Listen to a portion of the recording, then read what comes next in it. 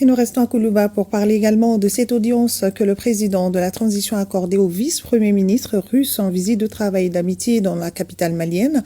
Vous le savez certainement, il est en tournée dans les pays de l'AES, occasion donc pour lui d'être reçu par le président de la Confédération des États du Sahel, le général d'armée Assimi Goïta. Et naturellement, les débats ont tourné autour de la lutte contre le terrorisme et dans le Sahel, et la Russie réaffirme son soutien aux États membres de l'AES pour faire face aux défis sécuritaires dans le Sahel.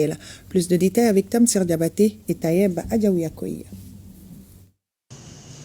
Le Mali et la Russie, des liens bilatéraux désormais caractérisés par une dynamique nouvelle. Oui, une dynamique basée sur un partenariat sincère et stratégique, conçu au raffermissement de leur coopération. Et cette visite de travail du vice-premier ministre de la Fédération de Russie en République du Mali est la confirmation que cette coopération russo-malienne est au beau fixe et se consolide davantage. Африка в целом вышли на новый уровень. По поручению президента большая делегация приехала для того. Nous sommes venus en visite officielle en République du Mali pour établir les relations plus étroites avec le Mali. Nous avons les liens historiques traditionnellement amicaux et maintenant nos relations sont surmontées à un autre niveau stratégique. Et nous sommes venus d'après les instructions de notre président et nous planifions d'approfondir notre coopération pour consolider notre effort et la coopération entre nos deux pays. C'était un engagement qui a été pris par les deux chefs d'État, à savoir son Excellence le président Vladimir Poutine et son Excellence le général d'armée Assimi Goïta, président de la transition et chef de l'État de la République du Mali. La coopération avec la Russie remonte effectivement depuis aux indépendances du Mali. À l'époque, c'était l'URSS. Cette coopération a connu une nouvelle impulsion.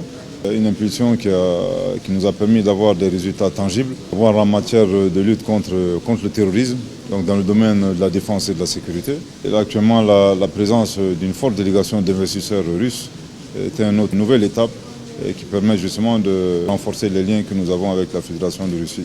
Oui, la Russie, plus que jamais déterminée à accompagner les États membres de la Confédération de l'Alliance des États du Sahel, a relevé les défis sécuritaires. Cette première étape de la tournée du vice-premier ministre russe dans les pays de la Confédération de l'Alliance des États du Sahel s'est soldée sur une note d'espoir.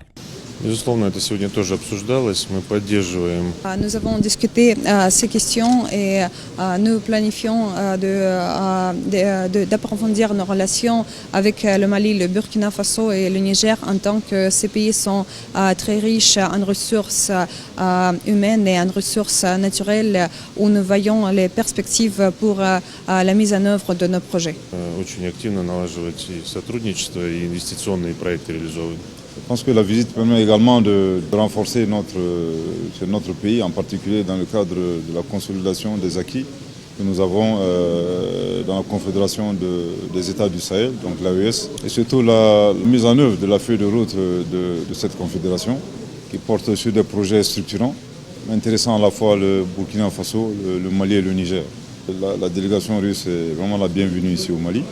Cette visite de travail qui se tient dans un contexte géopolitique particulier devra permettre d'accélérer la mise en œuvre des projets de développement entre le Mali et la Russie, d'où la présence massive des investisseurs russes. À noter qu'auparavant, le Premier ministre Abdoulaye Maïga avait eu une séance de travail avec son homologue russe à la primature.